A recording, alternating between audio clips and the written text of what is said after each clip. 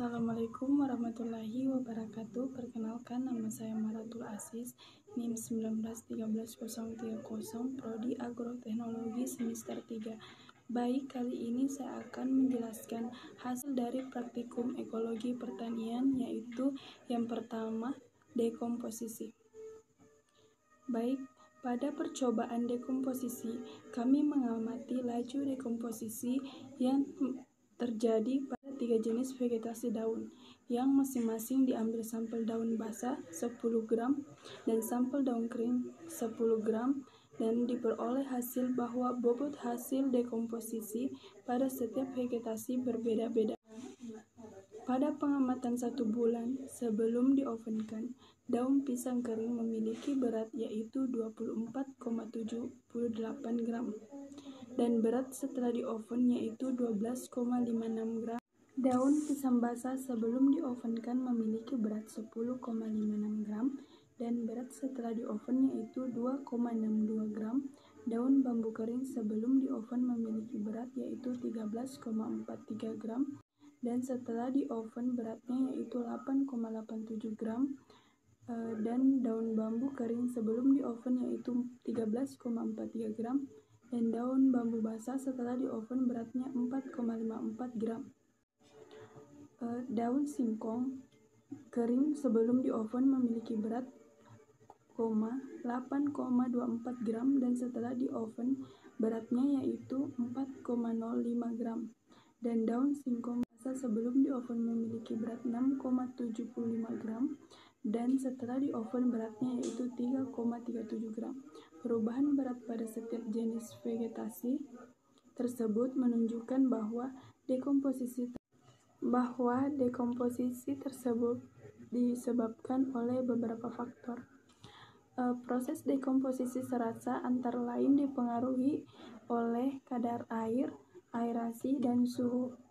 Selain itu, juga mengemukakan bahwa proses dekomposisi serasa antara lain dipengaruhi oleh kualitas, sifat fisika, dan sifat kimia serasa tersebut dan beberapa faktor lingkungan lain.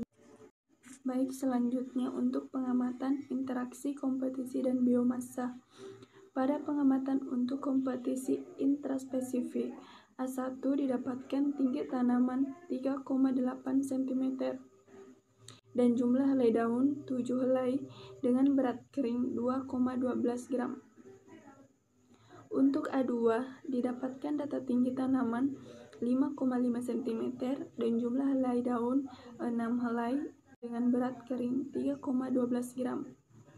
Untuk A3 didapatkan data dengan tinggi tanaman 5,3 cm dengan jumlah helai daun 5 helai dengan berat kering 4,20 gram. Perbedaan yang terjadi antara tanaman-tanaman di atas terjadi karena faktor tumbuhan yang terbatas. Dalam praktikum ini, faktor yang dikompetisikan antara lain adalah hara, cahaya, CO2, dan ruang tumbuh. Persaingan ini terjadi dikarenakan individu-individu termasuk mempunyai kebutuhan yang sama faktor-faktor tertentu yang tidak tersedia dalam jumlah yang cukup dalam lingkungannya. Akibat dari persaingan ini, kedua belah pihak akan saling mempengaruhi laju pertumbuhannya dan akan menurunkan produksi dan hasilnya.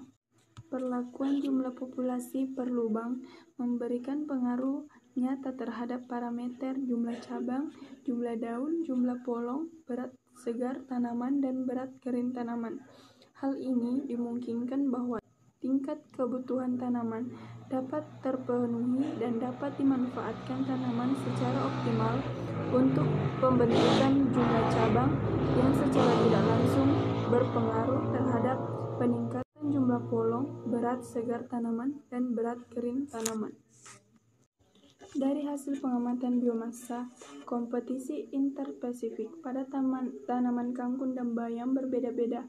Biomassa kompetisi interspesifik tertinggi terjadi pada polybag A3, tanaman kangkung dengan biomassa 62,81 gram per milimeter.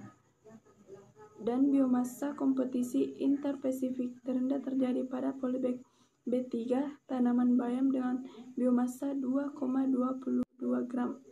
Hal ini disebabkan karena jumlah individu sejenis yang bersaing berpengaruh terhadap tumbuh kembangnya tanaman. Tanaman dengan jumlah persaing yang sedikit, maka kecukupan nutrisinya dapat dipenuhi dengan maksimal. Selanjutnya, suksesi. Dari hasil pengamatan suksesi yang dilakukan dapat diketahui bahwa vegetasi yang pernah muncul adalah jenis rumputan.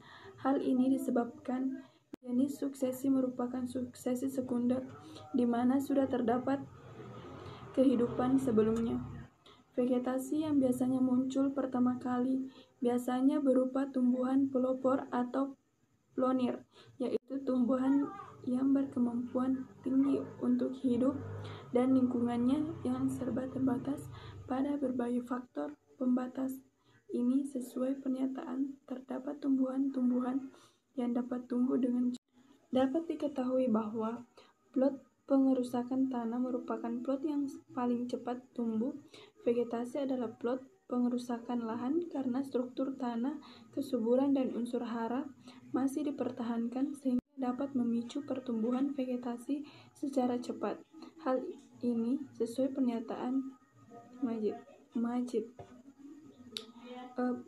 Pembukaan lahan tanpa bakar adalah melindungi humus dan mulsa yang terbentuk bertahun-tahun, mempertahankan kelembaban dan pH tanah, serta mempertahankan kelestarian lingkungan.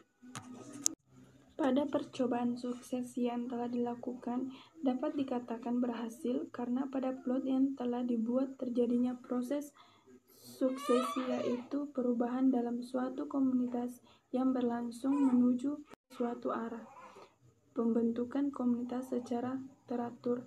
Hal ini dapat dilihat dengan munculnya beberapa jenis vegetasi yang nantinya akan membentuk suatu komunitas baru. Selain mengalami penambahan vegetasi, juga mengalami pengurangan vegetasi. Baik, itulah pemaparan hasil praktikum dari saya. Assalamualaikum warahmatullahi wabarakatuh.